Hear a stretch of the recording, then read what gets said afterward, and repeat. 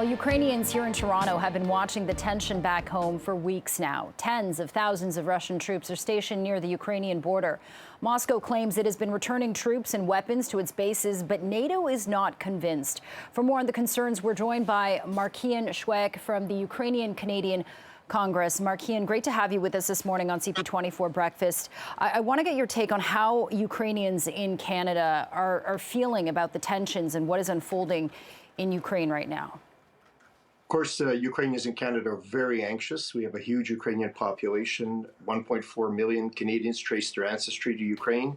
Many have very close family members in Ukraine. Many have visited Ukraine, made friends there. And they're very nervous for the people there. If Russia invades Ukraine, there'll be a huge catastrophe. We are first talking about the invasion of a democratic country. Second, we're talking about probably millions of refugees flooding Europe westward.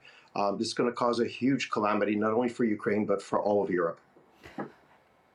And Markian, can you talk about the U.S. reporting that they are warning of a threat of a staged attack within Ukraine, what they call a false flag operation? Because right now they're saying that they're pulling back forces, and yet the U.S. is reporting that they've added 7,000 troops on the outside. So in terms of strategy, do you think that this is a real possibility right now?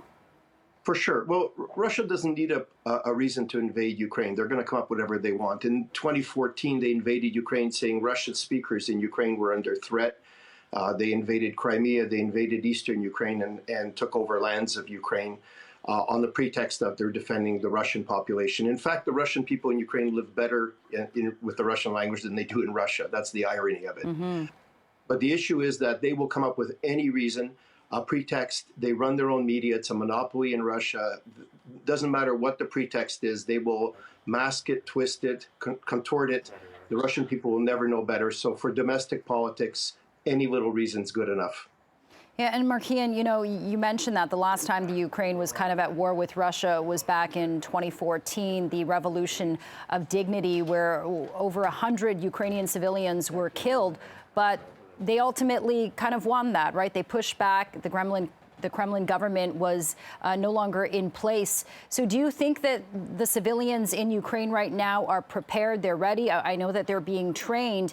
And reports from the New York Times saying that the mood there is not one of panic, that people are not rushing to the ATMs. So what are you hearing from the Canadians, the Canadian Ukrainians here, saying how their relatives back home are feeling? What's the sense of mood there?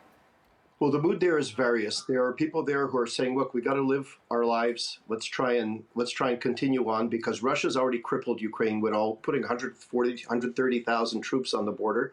Russia's already hurt Ukrainian interest rates, insurance rates, currency's been devalued.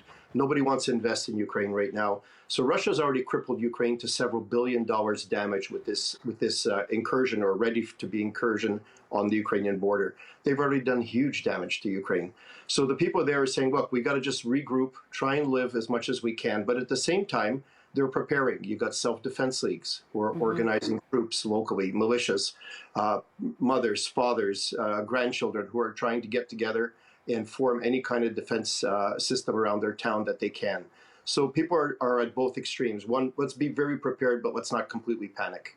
Right. And Markian, before we let you go, we know that Russia thinks that Ukraine is a part of their country, that Ukraine has been kind of possessed by the West in a bad way, and they're trying to take the stance that they're actually protecting Ukraine. But is that the case? Not even close. Ukraine is a separate nation, always has been. Of course, it has been occupied by Russia more or less for the last 350 years. Prior to that, Ukraine was its own country. Ukraine is an independent people. Ukraine has a different language, and Ukraine has a European aspiration. They have goals of Europe, which is democracy, free trade, travel across the world, inter-country trade, and so on. Ukraine wants European values and to be left alone, nothing more. All right. Markian Shwec from the Ukrainian Canadian Congress. Really appreciate your time. Thank you. Thank you.